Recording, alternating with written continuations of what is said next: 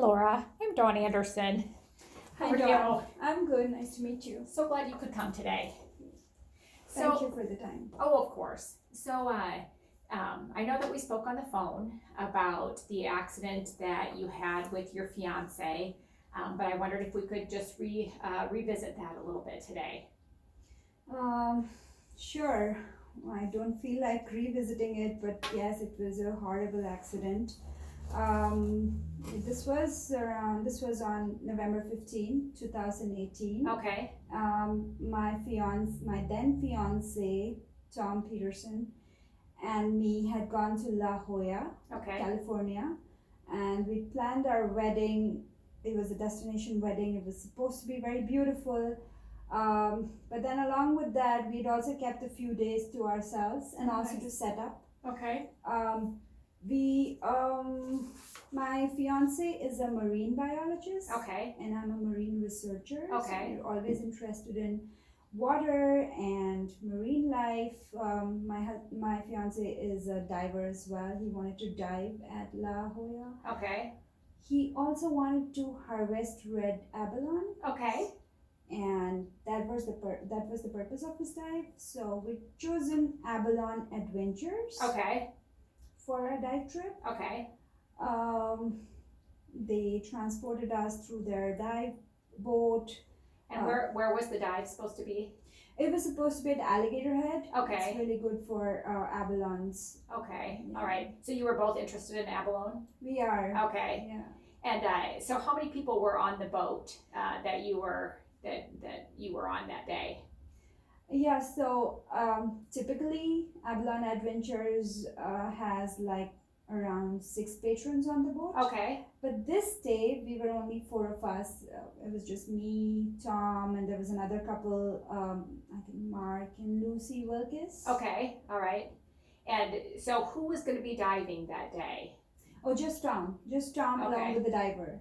Okay, along with the captain? Yes. Okay. Captain. And so you and Lucy and Lucy's husband Mark. were on board. Yes. Okay. So when you were heading to Alligator Head, did you see any evidence of sharks? So yes, I mean that entire area is known for sharks. Okay. And you knew that ahead of time? Yes. Okay. Yeah, I think that's because of our area of research. Okay. So yes, we did spot a few sharks on the way. But when we got to Alligator Head, there were no sightings of shark. So it looked like it was going to be. And, yeah, the diver thought that it was safe to dive. Okay. And so Tom and the dive captain proceeded to dive. They did. Okay. Yeah. And then what happened? So they had the dive captain was fully clothed in his dive clothes, and Tom and the dive captain had cables attached to the boat. Okay. For them to come back. So they got into the water and they were nowhere to be seen very quickly. You couldn't see so you were on the deck, but you couldn't see them under the water. Right. Okay. We all right. couldn't see them. Okay. And then a little after, Lucy Wilkes was on board with us. She stated that she'd seen a shark coming towards our boat, and the captain on the boat immediately started flashing lights. Okay. To try to signal to Tom and the other gentleman. Yes, and then the cable started jerking and the boat started jerking as well. Okay. And right after, we could see a pool of blood floating, on the surface of the water, and it wasn't a great sight. Okay. And so the two people that were underwater were Tom and this other diver, the crew diver, right? Yes, just them. And did you feel like you had any kind of idea who was being attacked then? I mean, I assume you thought it was a shark attack based on the information that you had? Yes. The moment Lucy mentioned there's a shark, I was so scared. Okay. I knew that Tom was under a shark attack. Okay. I knew that he was, something bad was happening to him. Okay. And and I felt very helpless. Okay. And then now, did you think it was, again, there's some uncertainty because you couldn't see what was happening. Did you think it was Tom? Did you feel like you knew it wasn't Tom? It was Tom. What were your feelings when you were on the deck at that time? Well, the shark could have either attacked the diver or Tom. The diver was fully decked with the diving clothes, but with Tom, I was, there's this close connection between us. Okay.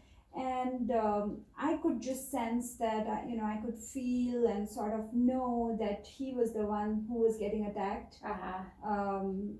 Well, it could have been both of them, but Tom, for sure, I was thinking, because the diver does it every day, so I was imagining he would have the instruments to have the shark, sway away, but with Tom, he did not.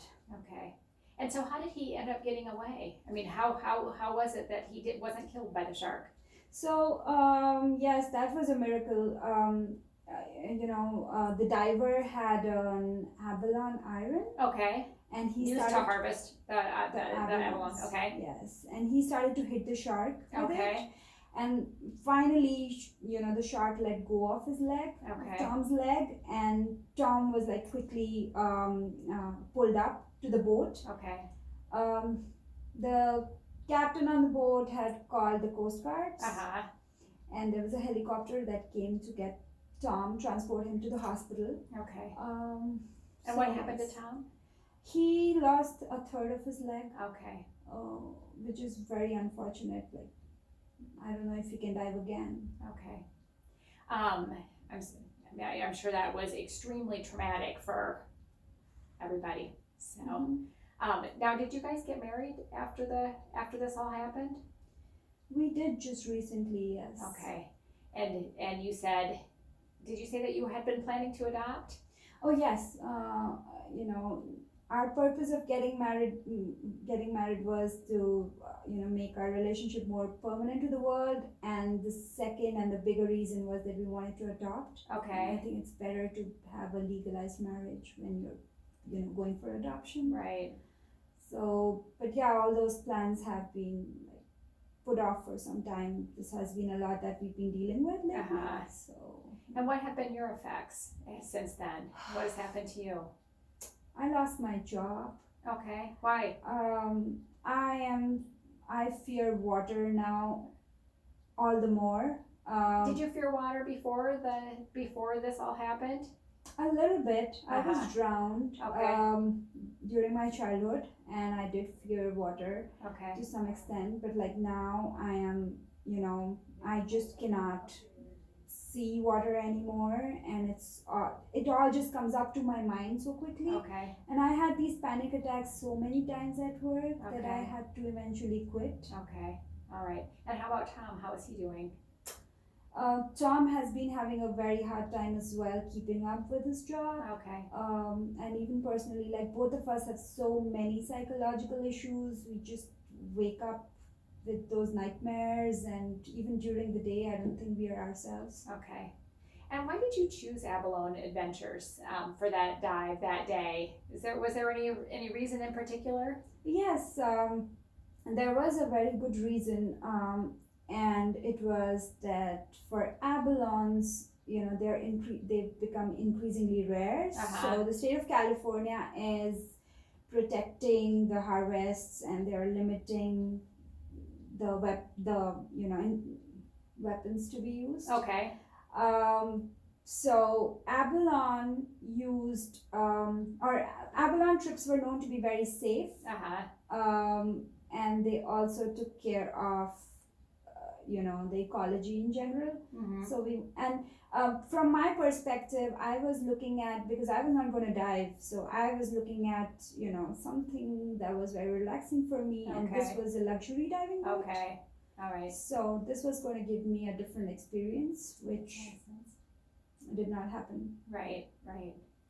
Well, thank you so much for telling the story. I'm sure it is very painful for you to relive it. The claim that we're thinking about for you is bystander negligent infliction of emotional distress. So that basically the distress that you suffered having witnessed this attack of your fiance. We need to do a little bit of research based on what you've told me today. But we'll get back to you shortly to give you our some assessment about how strong we think that your claim is. Sure. If you can think of anything else that you think I should know between now and the time I get back to you, please don't hesitate to call, or if you have any questions at all, please call me, okay? Will do. Thank you. All right. Well, thank you so much. I really appreciate having the chance to see you again, and we'll be in touch. Yes. Okay, thanks. Thanks.